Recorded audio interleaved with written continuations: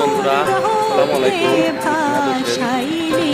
আমি একটু খুলনার বাইরে যাচ্ছিলাম, তো ইতিমধ্যে একটু যাত্রা বিরতি আনুমানিক সকাল 9টা বাজে। এই মুহূর্তে এখানে চা খেতে বসে একটি সুন্দর জায়গা দেখে আমার কাছে মনে হলো যে এটা আপনাদেরকে একটু ভিডিও করে দেখাই। আমার কাছে খুব ভালো লেগেছে, তাই ভিডিওটি করলাম। এই যে জায়গাটি বিকালবেলা খুব জাঁকজমক থাকে, মানুষের কাছে জানতে পারলাম।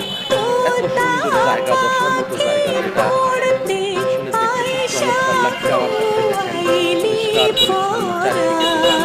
বিকালবেলা এখানে অনেক খাবার এখানকার যে মেন উদ্দেশ্যটি